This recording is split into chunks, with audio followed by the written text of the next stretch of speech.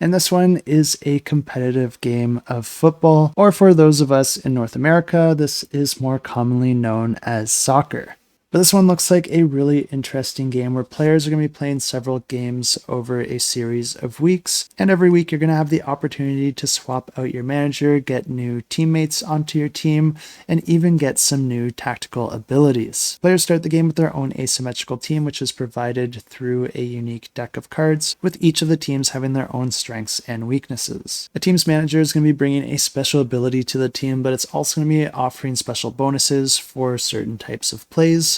And also the manager does grant you with different types of resources in between games that you can spend to gain defensive or offensive tactics cards, or you could also choose to keep those resources in order to spend them within a game. When you actually play a game, you're not going to be using all the cards in your deck, but you will be able to go through your deck and choose 10 players to use in that game, as well as one goalie. Each player's goalie remains in play over the entirety of one of these soccer games, but each of these games is broken into 3 different rounds, with players randomly drawing 3 cards from their deck of 10 players, but then optionally drawing 1 extra card for any one of those 3 rounds. You are allowed to look at your 3 cards before deciding if that's the round that you want to draw your 4th card. So if there's a particular round that you really want to win, or if you think you are just a little underpowered for a particular round, that might be a good indication that drawing that 4th card in that round might be a good idea. Each player that you draw is going to allow you to gain a certain amount of offensive or defensive resource cubes,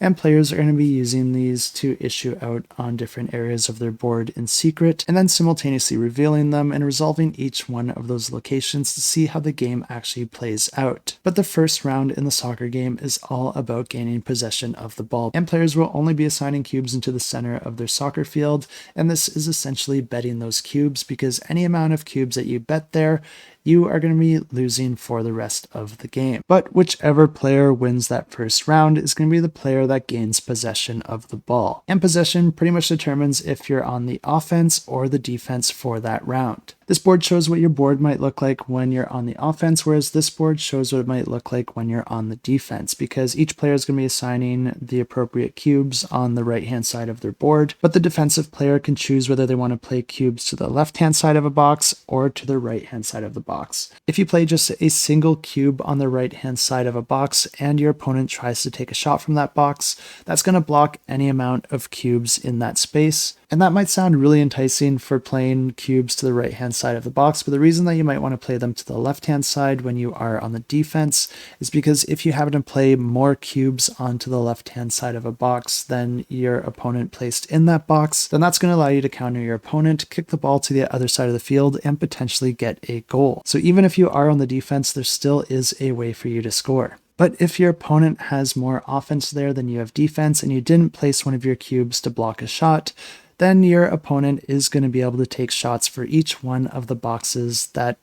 condition is true. And every lane in the right-hand side of the board will get resolved if they do have cubes in it, but it's up to the offensive player to decide in what order those lanes get resolved, which does give them quite a bit of control over the game. Anytime that the offensive player does make a shot on the net, you're going to be comparing the number of cubes to the strength of that shot, and the strength of that shot is going to be determined by where the offensive player has placed their cubes on the board. For example, they can place cubes in these spaces behind the net, which doesn't really help them very much on the actual field, but it is a trade-off you'll want to make because putting cubes there does add to the strength of your kick when you do take a shot on goal. Not only that, but the offensive player also gets to draw a card from the shot deck anytime that they take a shot, and that could potentially be adding additional strength to their kick, but it's not always guaranteed. Of course, there's a lot more nuance than I can explain in just a few minutes here in the way that these games actually play out and the different abilities and how they all come into effect, since each of your players can also introduce different abilities into the game. And like I said, in between games, you can change up your manager or even add or remove team members from your team. And all of that's going to be changing the way that you strategize both during and in between each of your soccer matches. But if you are interested in this one, definitely check it out, and I'll have it linked in the description down below.